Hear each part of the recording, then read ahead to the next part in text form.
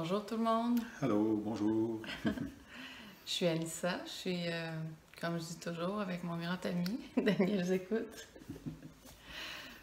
Daniel est un facilitateur d'autoconscience. Il accompagne les êtres à se libérer de leurs émotions, à modifier leur système de pensée, à se libérer aussi de toute forme de blocage du karma, finalement.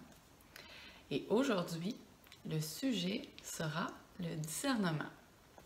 Donc, finalement, qu'est-ce que le discernement?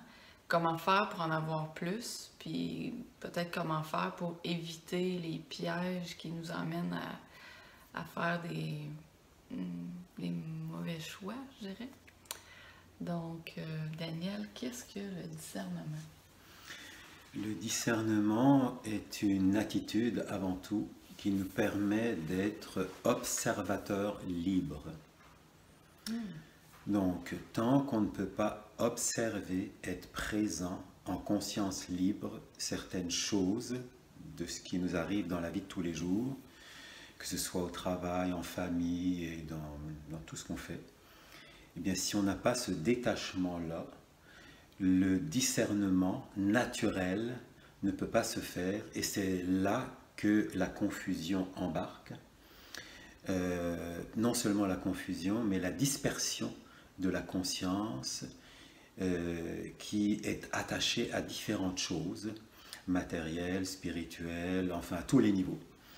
Et donc le discernement permet, par l'écoute libre, de faire en sorte que tout ce qui était séparé dans nos pensées, dans nos émotions et ainsi de suite, puisse se ramasser, se rassembler dans une sorte de synthèse de compréhension, synthèse d'action, synthèse à tous les niveaux de ce qu'on fait, qui facilite ainsi notre art de vivre, d'abord de survivre, puis de vivre. Donc finalement, c'est un grand sujet, le discernement. Savoir discerner, c'est aussi savoir choisir ce qui est bon de ce qui est moins bon. Donc pour ça, il faut prendre un temps de recul. Il faut un temps d'observation, un temps de liberté de la conscience qui est juste dans le neutre. Pas le neutre plate, le neutre amoureux. C'est-à-dire un neutre où tu es plus dans le cœur et dans une distance face à tout, sans chercher à intervenir. Donc le vrai discernement se fait dans cette attitude-là. Cette attitude où on peut discerner le vrai du faux, par exemple. Voilà, parce que les gens, entre ce que les gens disent et ce que l'on voit et ce que l'on sent derrière ce qui est dit, il y a des fins renards par moment, vous êtes peut-être déjà fait avoir. Puis le discernement, c'est quelque chose qui évite beaucoup de pertes de temps, d'énergie, de blessures, perte d'argent, perte de beaucoup de choses finalement, de souffrance. Oui, et puis le plus important, c'est vraiment d'avoir cette attitude, ce qui n'est pas facile, cette attitude, pour la plupart des personnes, c'est quand même difficile, d'être juste distancé, d'avoir une distance face à tout, et dans cette distance, être dans ce silence qui permet de regarder, d'écouter, de sentir sans intervenir, d'une façon où la conscience est libre, où le corps est libre. Donc, le vrai discernement, c'est comme ça. Mais c'est très rare, parce que la plupart des personnes qui ont un discernement spontané et rapide, ça passe par leurs acquis.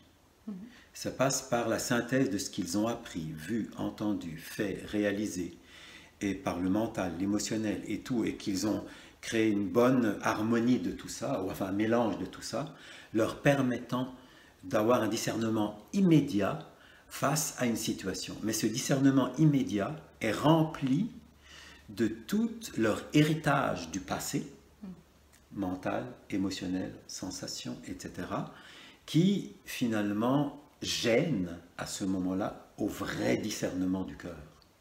Le discernement du cœur, tu es juste attentif, détaché de tout mental, d'émotion, de tout, et tu laisses faire ce que ton cœur te dit, Parce que c'est le cœur qui va discerner pour toi. C'est ton cœur qui va dire, ben, maintenant tu vas faire ça, tu vas faire ceci, tu vas faire cela.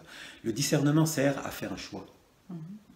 Ou sert simplement à, comment dire, ne pas tomber dans une réaction, ou dans une émotion, ou dans une croyance, mais d'être dans le point neutre et amoureux qui te permet d'être dans le vrai discernement et donc de faire à ce moment-là, grâce à ce discernement, tu fais même pas le choix, tu réalises spontanément le choix qui te vient. Tu le réalises. Tu le fais d'une certaine manière, mais dans une action. Donc c'est dans une réalisation. Donc, comment aider quelqu'un qui entend un discours de quelqu'un qui vend quelque chose ou quelqu'un qui veut l'appâter ou l'épater ou l'attacher ou ce qu'on voit quotidiennement dans notre monde? Qu'est-ce que tu dirais à quelqu'un? J'ai souvent entendu des gens ou des clients dire je me sens encore fait avoir, faudrait que je développe mon discernement. Oui. Alors, ça vient quand on fait des pauses, 5, 6, 7 fois dans une journée, de quelques minutes jusqu'à 7 minutes maximum, et que là, on se confie complètement, mais complètement, à la nature profonde de qui on est vraiment.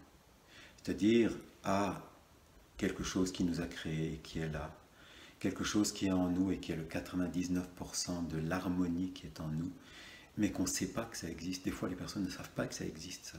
Ils sont tellement dans un monde d'évolution et de précipitation et d'avoir appris plein de choses qu'ils deviennent ce qu'ils ont appris, donc ils ne sont plus eux-mêmes.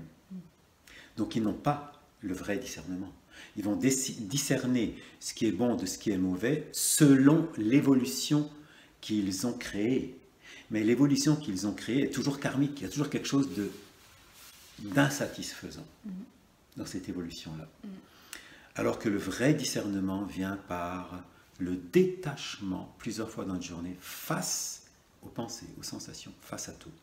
C'est comme un état de méditation ou de relâchement, ou simplement d'une sieste libre qu'on fait, en laissant passer toutes les pensées, toutes les sensations, absolument tout, mais en ayant pleinement confiance et foi en la vraie vie qui est en nous, et qui peut et qui sait tout. Ça, c'est le plus important.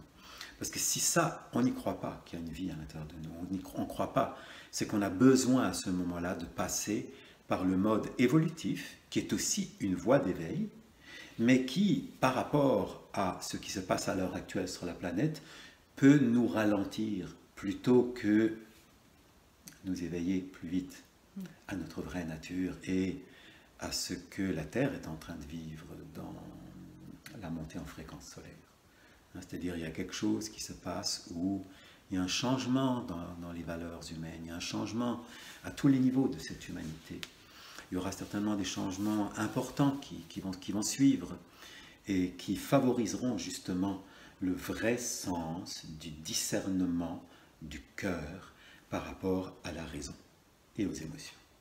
Parce que tout discernement qui est un mélange d'émotions et de valeurs du passé qui sont liées au mental émotionnel et au mental supérieur, eh bien, et qui ne passe pas par, disons, la connexion avec la vraie nature profonde de son cœur, tous ces discernements-là seront de moins en moins utiles et seront un frein, finalement, à la vie.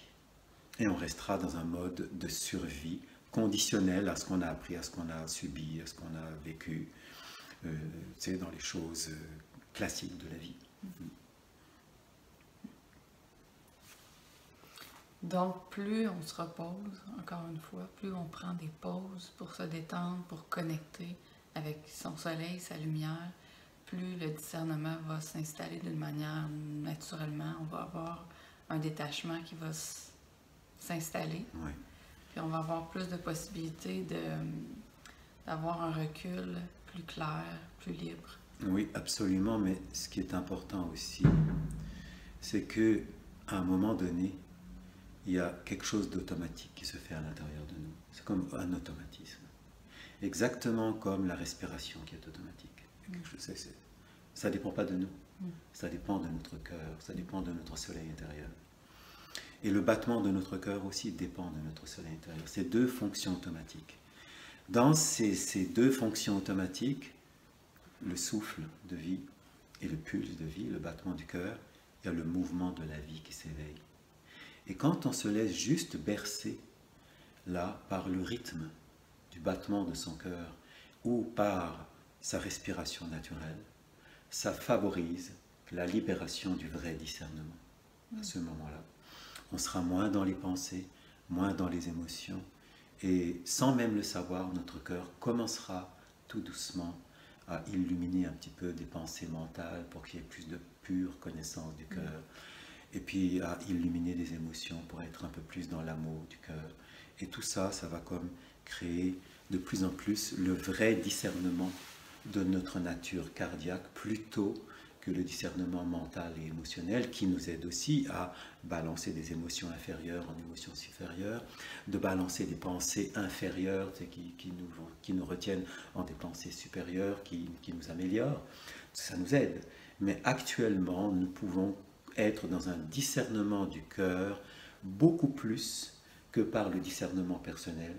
Et là, il y a vraiment un saut quantique que les individus peuvent faire pour améliorer considérablement le plein éveil, la pleine conscience de leur cœur, et aussi le plein éveil en cette force de vie, cette vitalité qui peut nous rafraîchir, qui peut nous guérir, qui peut nous transformer beaucoup plus rapidement actuellement, ici et maintenant sur Terre, grâce à cette montée en fréquence solaire qui est là présentement. Mais si on ne le sait pas et qu'on est juste dans l'habituel, eh bien, ça marchera aussi, mais on va comme être au ralenti par rapport à ces hautes fréquences-là. Et ces hautes fréquences-là, quand elles viendront nous stimuler d'une façon heureuse, et qu'on n'est pas capable disons, de faire avec, eh bien, elles vont quand même pousser certaines choses à l'intérieur de nous-mêmes et ça va créer comme des sortes de malaise, de souffrance, qui témoignent aussi de quelque chose qui a besoin de s'éveiller en nous, de grandir, plutôt que de rester stagné dans le passé. Donc c'est un peu ça qui se passe à l'heure actuelle pour la plupart des individus. Et qui favorise eh bien, l'accès au vrai discernement du cœur plutôt qu'au discernement souffrant, qui amène aussi, bien sûr, quand je dis souffrant, qui passe par des étapes moins rapides, mais qui sont bonnes aussi, et qui font en sorte qu'on perd un espace-temps précieux, je dirais, dans l'éveil qu'on aurait pu avoir plus vite. Et dans les possibilités de créativité, de réussite, de balancement et de réalisation, d'autoréalisation de tout ce qu'on fait. Ça va?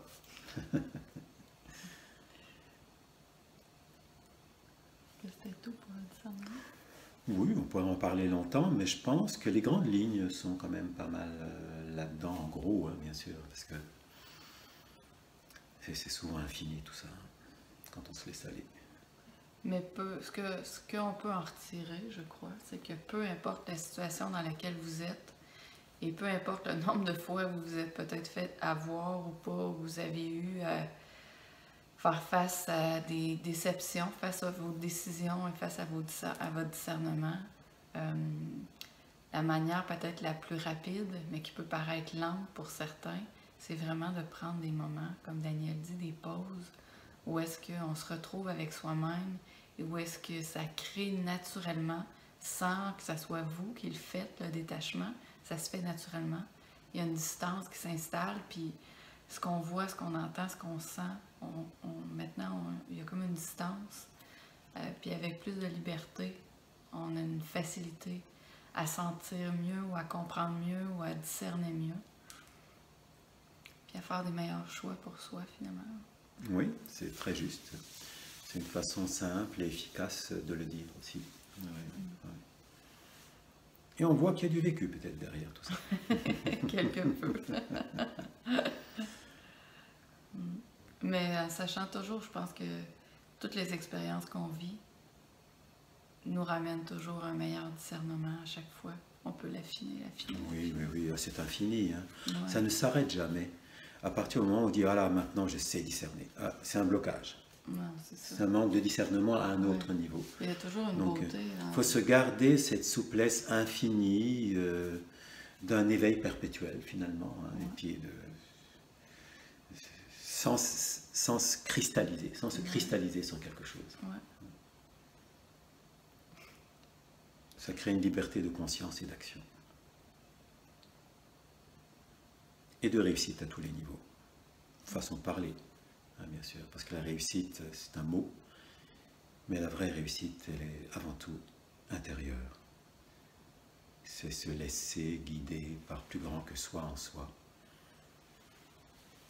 À ce moment-là, le mental va comme être illuminé vraiment par le supramental de l'âme, l'émotionnel par l'amour, petit à petit. Et là, on ira dans une version comme un peu plus rapide, d'un discernement beaucoup plus clair, précis. Et ça, c'est infini.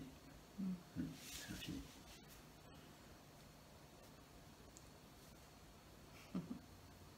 Donc, il y a de quoi faire. Et beaucoup de choses à ne plus faire, peut-être. Oui.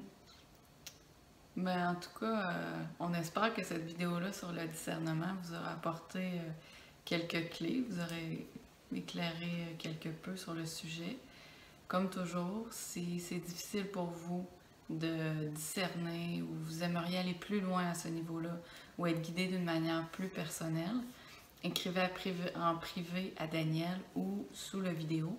Et si vous aimeriez qu'on vous parle de d'autres sujets qui vous tiennent à cœur, écrivez-nous aussi sous le vidéo ou en privé. Ça va nous faire vraiment plaisir de vous partager les informations sur ces sujets-là.